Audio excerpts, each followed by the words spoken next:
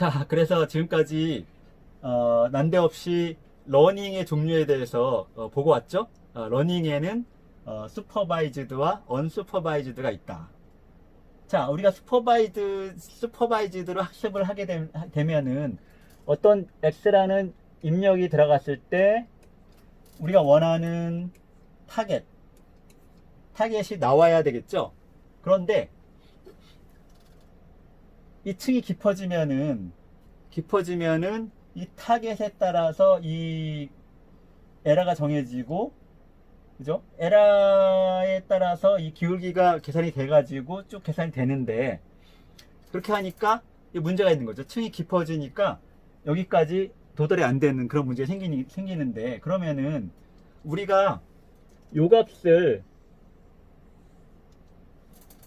알고 있으면은 문제가 없겠죠. 그죠?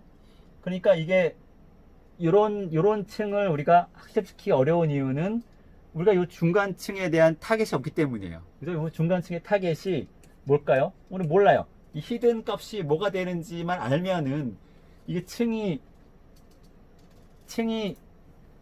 작으니까 금방 학습이 되죠. 금방 학습이 되는데 우리가 이 문제가 생기는 이유는 이 히든 값들의 출력이 뭔지 모르기 때문에 이 노드들을 바로바로 학습을 하기가 어려운 거죠. 그런데 여기서 unsupervised 러닝을 한다. 그 말은 뭐예요? 자, 이 값들을 그러니까 레이블이 없이 학습한다는 거죠. 레이블이 없이 학습을 한다. 그러니까 어쨌든 우리가 지금까지 봤던 것은 여기 레이블이 있어야 이거를 학습을 시킬 수가 있는데, 그렇지 않으면은 여기서부터 기울기를 계속 계산해서 곱해가야 되는데, 이런 방법이 있다면, 레이블 없이 학습시킬 수 있는 방법이 있다면은 요 각각의 층을 학습을 시킬 수가 있는 거죠. 그래서 레이어 와이즈 층별로 만약에 이 각각 층별로 학습을 할 수가 있다면은 문제가 없어져요. 이 층이 아무리 깊어도 그냥 각자 층별로 각자 알아서 학습을 하면 돼요. 그죠? 그래서 이거를 이제 바텀업이라는 거는 이제 차례대로 밑에서부터 시작해가지고 한 층씩 학습을 시켜 나가는 거예요. 근데 요거를 학습시키는데 레이블이 없어요. 언슈퍼바이즈드예요. 여기서 이제 프리 트레이닝. 자, 트레이닝이라는 거는 러닝과 같은 말이에요. 트레이닝은 이제 우리가 지도하는 사람의 입장에서는 우리가 학생을 트레이닝 시키는 거죠. 학생의 입장에서는 자기가 러닝 하는 거죠. 같은 말이죠. 트레이닝, 러닝, 트레이닝. 같은 말이에요. 자, 풀이라는 거는 뭐예요? 여러분이 영어 보캐브러리를 열심히 공부했으면, 이 풀이라는 것은 이 앞에라는 뜻이라는 걸 알 수가 있죠. 그러니까 프리 트레이닝, 학습을 하는 데 있어서 풀이, 전 단계, 학습의 전 단계라는 거죠. 그러니까, 프리스쿨, 그럼 뭐예요? 학교 들어가기 전에 미리 유치원에 가서 배우는 프리스쿨, 프리트레이닝을 하겠다. 그러니까 레이블이 없지만 이 노드에 대한 타겟은 없지만 우리가 이 언슈퍼바이즈드 방법을 이용해서 요것들을 학습시키면 되지 않겠느냐. 이런 아이디어가 이제 이런 문제를 처음에 해결한 그런 접근 방법이에요. 그러니까 이제 그 2006년 요 시점, 요 정도, 요거보다 전이겠죠. 요게 발표가 된 게 이거니까 실제로 이런 연구를 했던 건 이 전이겠죠. 한 2000년대 초반에 이제 사람들이 이 뉴럴 네트워크라는 거는 이게 시시한 거 그리고 다 버리고 다른 굉장히 복잡한 다른 방법들을 막 연구하고 있을 때 이제 이런 거에 대해서 계속해서 끈기 있게 연구를 한 거예요. 그래서 이제 레이어 와이즈라는 건 층별로, 어떤 와이즈라고 하는 것은 이제 그런 의미죠. 층별로. 그다음에 슈퍼바이즈드. 자, 일단은 먼저 슈퍼바이즈드를 먼저 시도해 볼 수 있겠죠. 자, 프리 트레이닝 하기 앞서서 프리 트레이닝을 해보자. 자, 그리디라는 거는 뭐예요? 여러분, 그리디 알고리즘이라는 거 배웠죠? 알고리즘 중에 그리디라는 거는 어쨌든 현재 상태에서 이렇게 가장 좋은 걸 찾아나가는 그런 방법이죠. 자, 우리가 층을 많이 만들고 싶은데 일단은 층을 이렇게 작게 해요. 지금 히든 레이어가 하나밖에 없죠. 히든 레이어가 하나밖에 없는 상태에서 학습을 시켜요. x가 주어졌을 때 y 값을 계산하는. 그러면 이제 층이 두 개 있는 거죠. 히든 층과 아웃풋 층. 히든 층 웨이트를 w라고 하고 아웃풋 층에 있는 웨이트를 u라고 하면은 이런 식으로 이제 학습이 되겠죠. 그리고 나서 여기를 이제 이 아웃풋을 없애버려요. 이 아웃풋을 떼어버리면은 이런 모양이 되겠죠. 여기서 이렇게 남죠. 그 다음에 여기다가 그럼 이제 여기서부터 여기까지는 뭔가 이제 학습이 됐겠죠. 그럼 여기다가 다시 히든 레이어를 하나 추가하고 여기다 또 아웃풋을 하나 붙여요. 그러고 나서 이제 다시 전체를 이제 학습을 시켜요. 이렇게 하면은 요 히든 레이어까지는 뭔가 그래도 어느 정도 이제 학습이 돼 있죠. 학습이 돼 있으니까 이게 이제 프리 트레이닝이에요. 프리. 예, 여기서 여기까지 요 웨이트는 뭔가 그래도 어느 정도 아주 완벽하진 않지만 아주 기본적인 기초적인 그런 학습이 돼 있는 거죠. 이제 요거를 이용하고 여기다가 이제 요거만 새로 추가된 거죠. 요거 추가됐고 그다음에 요것도 이제 추가돼서 그러면은 요게 어느 정도 뭔가 역할을 하니까 나머지 것들을 학습하기가 훨씬 더 쉬워지겠죠. 자, 이런 식으로 하는 이제 요게 이제 레이어 와이즈 프리 트레이닝이 될 텐데 그 다음에 이제 맨 마지막에 다시 전체적으로 그 백 프로파게이션 알고리즘을 이용해 하는 거를 파인 튜닝이라고 해요. 파인 튜닝. 파인 튜닝은 이제 대충 층별로 학습을 완벽하지 않지만 어느 정도 한 다음에 이제 파인 튜닝 전체를 다시 학습을 시키는 거예요. 여러분이 공부하는 방법도 그렇죠. 보통 이제 여러분 고등학교 때나 이제 중학교 때 공부할 때 이제 선행학습이라는 말을 많이 들어봤죠. 물론 이제 그 선행학습이라는 거는 사교육을 유발한다 그래서 정부에서는 이제 금지하고 있지만 이 선행학습도 어떻게 보면 이제 이런 거에 일종이 되겠어요. 선행학습. 그러니까 학교에서 배우기 전에 미리 대충 배워놓는 거예요. 그러면 좀 잘 모르겠지만 어쨌든 조금이라도 배워놨으니까 학교에서 가서 공부를 하면은 훨씬 받아들이기가 쉬워지는 거죠. 예, 프리트레이닝은 이제 우리 말로 하면 이제 선행학습이라고 선행학습과 같은 그런 개념이 되겠죠. 근데 이제 선행학습이라는 말을 쓰진 않아요. 그냥 프리트레이닝 이렇게 불러요. 자, 실제로 이제 2006년에 그 힌튼이라는 교수님이 물론 이제 그 주요 연구는 거기 학생들과 같이 했겠죠.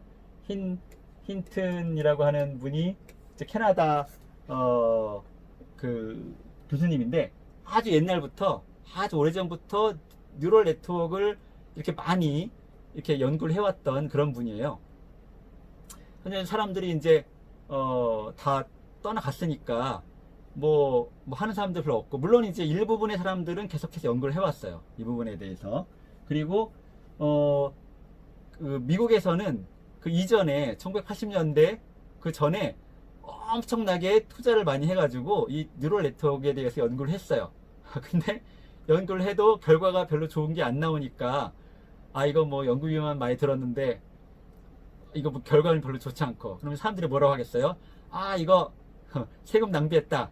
국가에서 주는 연구비를 그렇게 투자해가지고 딥러닝에 대해서 엄청나게 많이 연구를 했거든요. 그래가지고 막 책도 만들었어요. 책도 만들고 굉장히 많은 걸 했는데 결론은 이거 해봤더니 잘 안 되네. 예, 그게 결론이었어요. 그러니까 얼마나 실망이 컸겠어요. 그리고 이제 그 연구하는 사람들이 얼마나 욕을 먹었겠어요. 그렇게 어마어마한 연구비를 투자해가지고 미국에서 그렇게 어마어마한 연구비를 투자해가지고 연구를 했는데 고작 결과가 이거냐? 이런 말을 많이 들었겠죠. 그러니까 얼마나 실망이 컸겠어요. 근데 그럼에도 불구하고 이 캐나다에서 이분은 꿋꿋하게 캐나다 정부로부터 연구비를 받아가지고 또 거액의 연구비를 받아가지고 이미 미국에서 한참 해가지고 실패다라고 이제 했는데 계속해서 연구를 한 거죠. 그런 끈기가 있어야 돼요. 뭔가 성공하려면은 그런 끈기. 이거는 정말 하면 될 것 같아. 이런 끈기.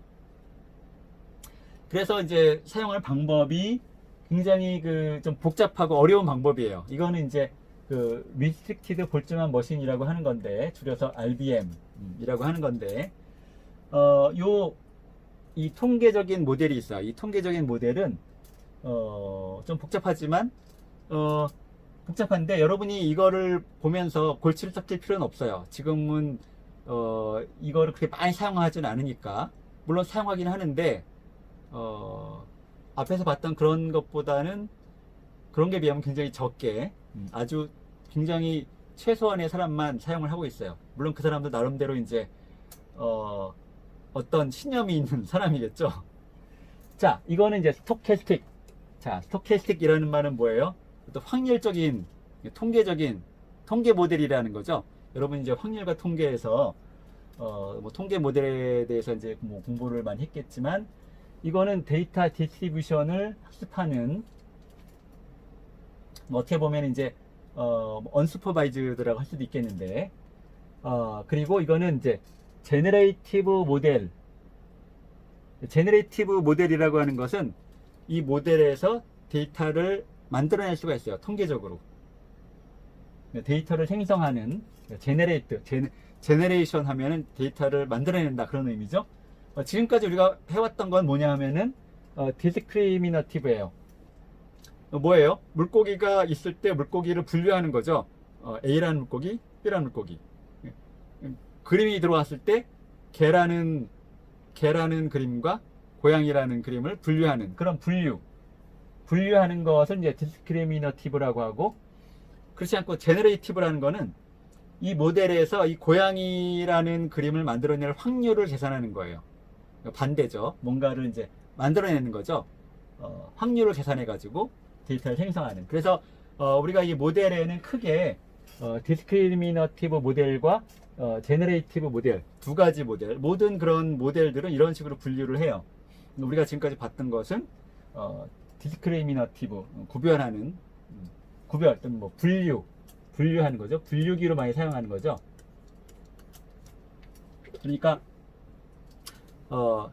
X라는 것이 입력이 됐을 때 이게 Y가 되는 확률을 계산하는 거고, 여기서는 어떤 X라는 것을 만들어낼 확률을 만들어내는 거예요. 그러니까 예를 들어서 고양이, 그러면 이제 이 고양이라는 그림이 나올 확률을 얘가 가지고 있기 때문에 고양이라는 그림을 이제 그려낼 수가 있는 거죠.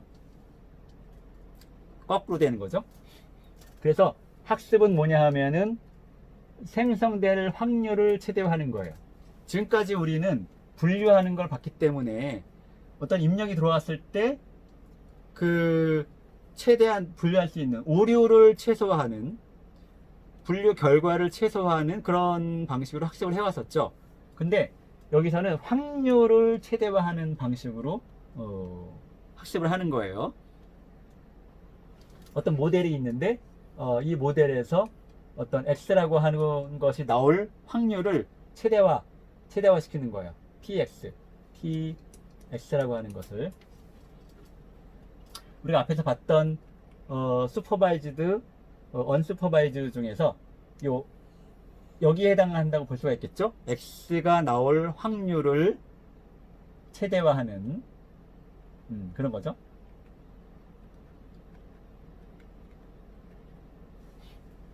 자, 이걸 어떻게 계산을 하느냐. 자, 이 확률을 어떻게든지 정의를 하면 돼요. 확률은 어떻게 정의되냐 하면은 이렇게 정의를 해요. 물론 이제 수식이 나오니까 이거 저 수식은 뭐냐, 이제 막 황당하게 지금까지 우리가 이 미분하느라고 이 어려운 수식들을 보느라고 참 진땀을 뺐는데 또 뭔가 수식이 나오네? 걱정하지 마세요. 이거는 그냥 이런 게 있다 정도만 알고 자세하게 안 할 거예요. 그냥 확률을 계산하는데 뭘 쓰냐 하면은 2의 마이너스 에너지, 여기 보면 엑스포넨셜 마이너스 에너지, 2의 마이너스 에너지라고 하는 그런 모델을 쓰죠. 요거는 여러분이 물리를 좋아하는 학생이면은 이거 어디서 많이 보인 식인데 할 거예요. 보통 물리에서 이런 식으로 확률을 계산을 하는 것들이 많이 있어요. 자세한 내용은 안 하겠지만, 자, 확률을 계산을 해요. 그러면 이 에너지를 정의해야 되겠죠? 에너지를 또 이렇게 정의를 해요. 자, 여기 보면은 요거는 이제 벡터 형식의 표현 방법이고, 요거를 그냥 앞에서 봤던 방식을 풀었으면은 이런 형태가 되죠.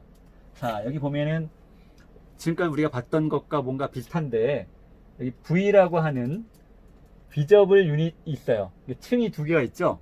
층이 두 개가 있는데, 비저블 유닛, 비저블 하면 눈이 보인다는 거죠. 여기 보면 히든이 있죠. 히든은 우리가 지금까지 알았던 그 히든이라는 개념하고 똑같은 개념이에요. 히든. 그 히든은 뭐예요? 우리가 뭔가 값을 모르는 거죠. 무슨 값이 될지 우리가 알 수 없는 거죠. 비저블은 우리가 알고 있는 거예요. 비저블은. 자, 그럼 뭐냐면은 여기서의 그 확률은 VH가 나올 확률. 그러니까 우리가 어떤 데이터가 있을 때 요 H라고 하는 히든 값이 나올 확률, 요걸 계산하고, 그 다음에 요런 히든 값들이 있을 때 요 값들이 나올 확률, 요걸 계산해 가지고 요게 최대화 되도록 이렇게 만드는 거예요. 그러니까 뭔가 아직 좀 불명확하죠? 제가 불명확하게 설명을 해서 그래요. 깊이 있게 설명 안 했기 때문에. 어쨌든 이게 다예요. 그러니까 여기서 중요한 건 뭐냐 하면은 확률이라는 걸 정의해요. 먼저 확률을 정의해서, 자, V하고 H가 나올 확률을 계산하는 거예요. 그러니까 여기 어떤 데이터가 주어지면은 요 데이터와 요게 나올 확률을 최대화하는 거죠. 그러면 이제 어떤 히든 값이 주어지면은 요게 나올 확률, 그러면 이제 요게 나중에 뭐 어떤 고양이 그림이 될 수도 있는 거고, 그런 데이터가 나오는 확률.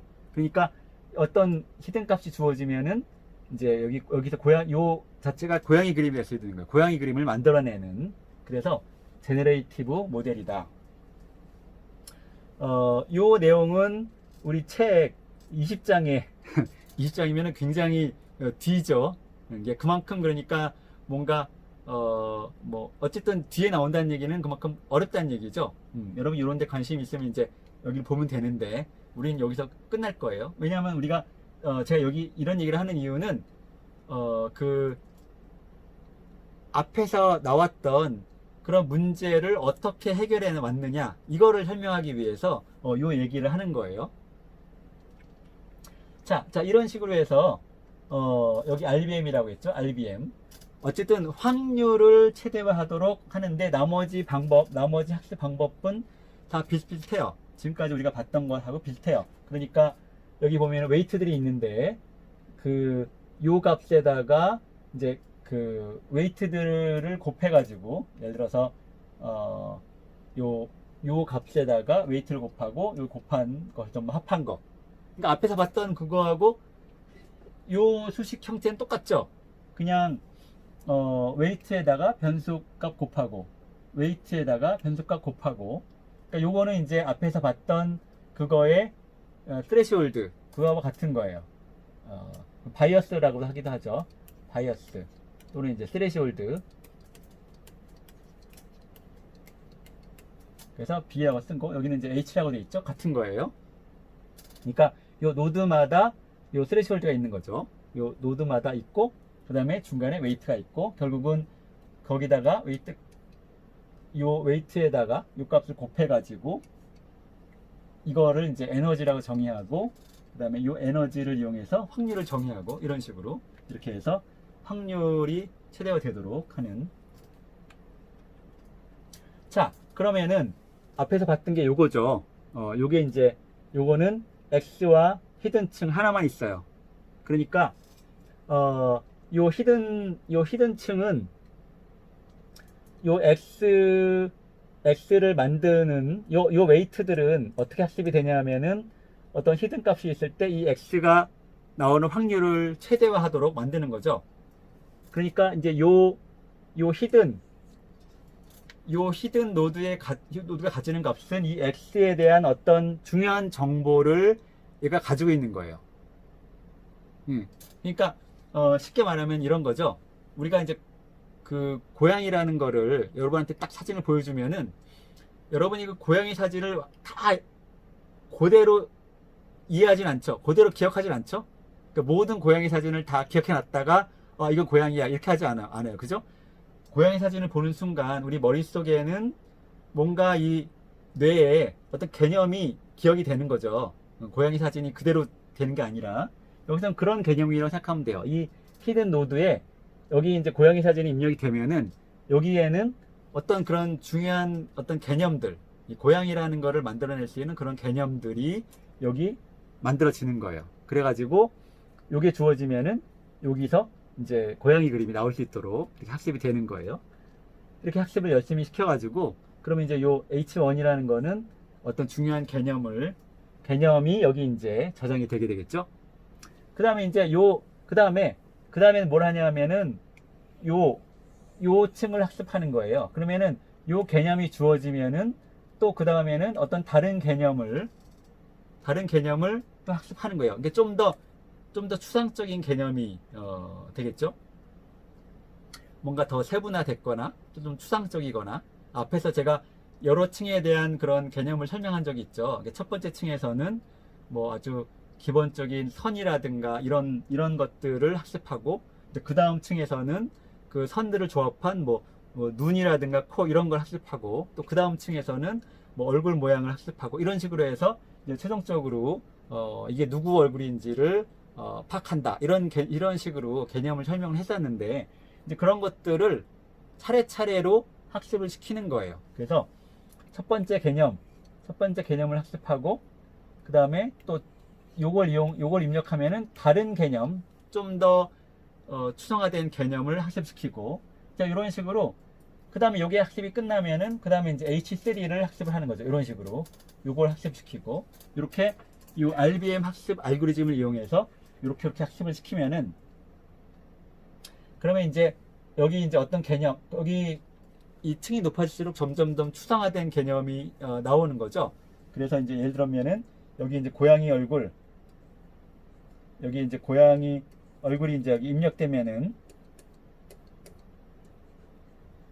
얘는 어떤 선분이라든가 이런 개념들을 학습하고 그 다음 층에서는 이제 뭐 어떤 뭐 눈 모양이라든가 이런 걸 학습하고 여기서는 이제 점점점 층이 올라갈수록 어떤 고양이 개념에 대한 그런 것들이 이제 학습이 되겠죠. 그러니까 제가 여기서 얘기하는 게 반드시 이렇게 된다는 게 아니라 요거는 우리의 머릿속에 있는 개념적인 거고 실제로 요 값들이 어떤 값이 되느냐 하는 거는 그거는 우리는 몰라요. 알 수 없어요. 단지 이 값들이 어떻게 학습이 되느냐 이 웨이트들이 어떻게 학습이 되느냐 요런 값들이 어떤 개념들이 주어졌을 때 요 고양이가 나올 확률을 최대화하도록 학습을 한다는 거죠. 그러면 이제 요게 주어지면은 요 개념을 최대화하도록 학습이 되는 거고 이런 식으로 이 앞에 학습 방법을 이용해서 층별로 차례차례 해가지고 층을 이렇게 쭉 늘리는 거예요. 층을 늘려가지고 이렇게 해서 여기까지 오면은 여기에는 이제 최종적인 그런 어떤 분류 개념 여기는 고양이, 개, 말, 소 이런 식으로 그런 개념들을 여기다 집어넣고 이렇게 한 다음에 이런 식으로 이제 만드는 거죠. 그래서 그리디 층별로 학습을 하는 거죠. 전체적인 게 아니라 오로지 요 층에 대해서만 학습을 하는 거예요. 그 다음에 여기서는 요 층에 대한 것만 학습하고 여기서는 요 층에 대한 것만 학습하고 이렇게 그리디 알고리즘이죠. 그리디 레어와이즈 층별로 트레이닝을 해요. 다 끝나면은 이때 이제 슈퍼바이즈드 파인 튜닝을 해요. 여기는 뭐예요? 언슈퍼바이즈드죠. 요거는 언슈퍼바이즈드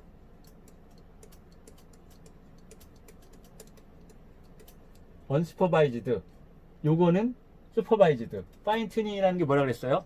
전체를 다시 학습하는 거라 그랬죠. 그래서 이제 아까 얘기했던 것처럼 이 부분을 이제 프리 트레이닝이라고 할 수가 있어요. 선행학습을 하는 거죠. 선행학습을 이렇게 이런 식으로 선행학습을 시켜요. 그러면은 여러분이 만약에 중학생이 고등학교 과목을 선행학습을 시켜봐요. 뭘 알겠어요? 그냥 뭐 저런 게 있나 보다. 아주 단편적인 지식만 알겠죠.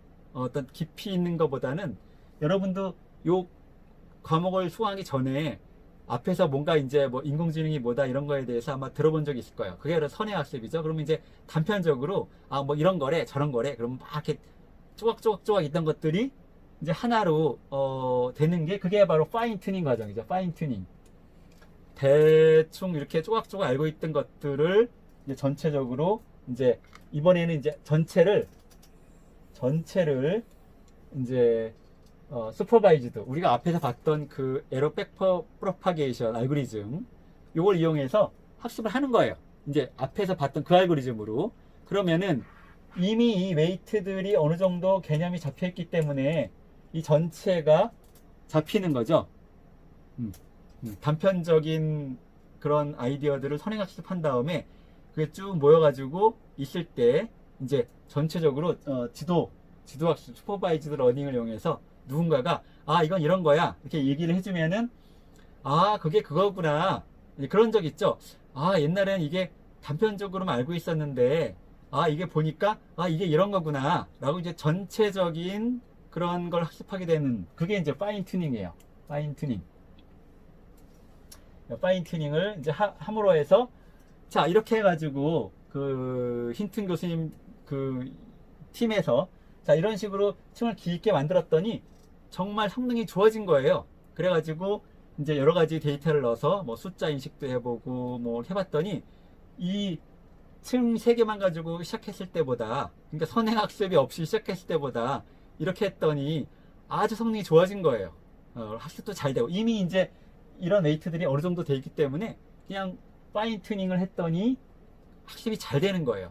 그래서 이제 아주 획기적인 그런 어떤 그 역사가 새로운 역사가 시작된 거죠. 그러니까 이 1950년대에 이제 펄셉트론이라고 하는 것이 처음에 생겨났을 때 사람들이 우와 이거 뭔가 대단하다 그랬다가 에이 이게 뭐야 익스프레시브 문제도 해결 못하는데 시시하다 버렸죠. 그 다음에 이제 1980년대에 1986년 정확하게 하면은 1986년 정도에 와 멀티레어 에러 프로파게이션 알고리즘이라는 게 나와서 멀티레어가 가능해. 야, 뭐 사람들이 또 이제 열광하기 시작했어요. 와, 이거 대단하다. 또 해보니까 안 돼요. 다시 죽었죠? 그러다가 2006년에 요것도 1956년이면 딱 좋겠네요.